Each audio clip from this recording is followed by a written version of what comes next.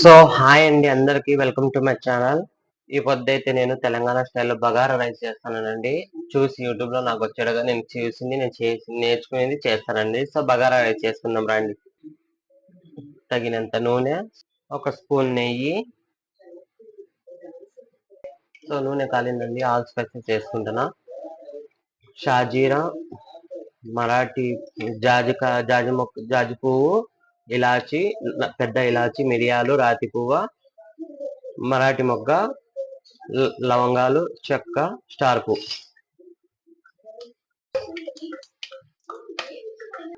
So ఎర్రగడ్డలండి, పచ్చిమిర్చి. So ఈ ప్రక్క అయితే నేను చికెన్ కర్రీ చేస్తానండి. అల్లం తెల్లగడ్డ పేస్ట్ ఒక స్పూన్ అండి. ఎర్రగడ్డలు పచ్చి వాసన పోయినాక అల్లం తెల్లగడ్డ పేస్ట్ వేసుకున్నానండి నేనైతే.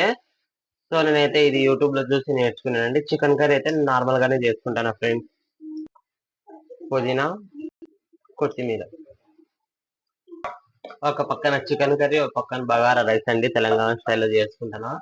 సో వాసన అయితే బాగా వస్తుందండి ఇప్పట్లో. ఈ పక్క అయితే చికెన్ మసాలా అయిందండి.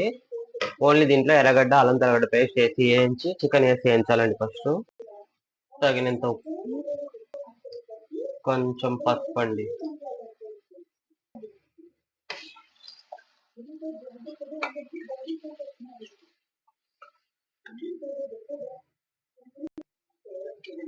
బియ్యం అయితే వేసుకొని వేయించుకుందామండి. దీంట్లో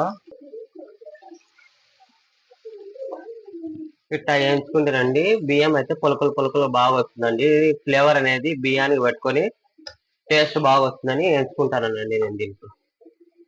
ఈ పావుతో నేను ఒక పావు కొంచెం ఎగస్ట్రా తీసుకున్నానండి బియ్యము, అందుకని 1.5 పావు 2 పావులు వేసుకునేస్తున్నానండి. కరెక్ట్ మెజర్మెంట్ అండి ఇది. ఈ కొలతలతో చేసుకుంటే బాగా వస్తుందండి రైస్ పలుకలుగా. తగినంత ఉప్పు, మూత అయితే పెట్టేసినానండి. ఇప్పుడు చికెన్ కాడికి పోదాం. టమాటా అయితే వేసుకునేసినానండి.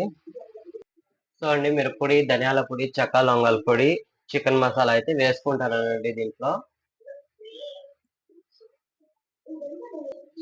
కొత్తిమీర, పుదీనా అయితే వేసుకున్నానండి. తగిన నీళ్ళండి.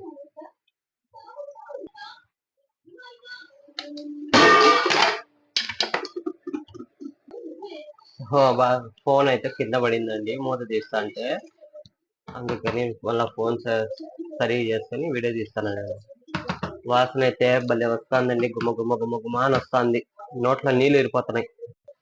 సో అండి, మొత్తానికి అయితే బగారా రైస్ రెడీ. దమ్ము గిడచాలండి. ఇప్పుడు అంతా కలిపేసి ఉప్పు అంతా సరిపోయింది.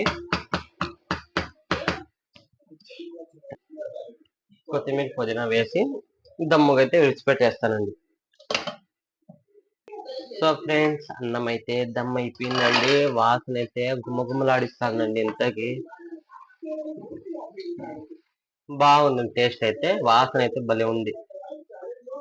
ఈ వీడియో పెట్టడానికి నేను తినేస్తానండి. వేడి పైన ఉంది కాబట్టి కొంచెం ముద్దగా ఉంది. చల్లారితే పలుకులుగా వస్తుందండి బియ్యము. అబ్బా నిజం అండి, వాసన భలే వస్తుంది. Bye bye.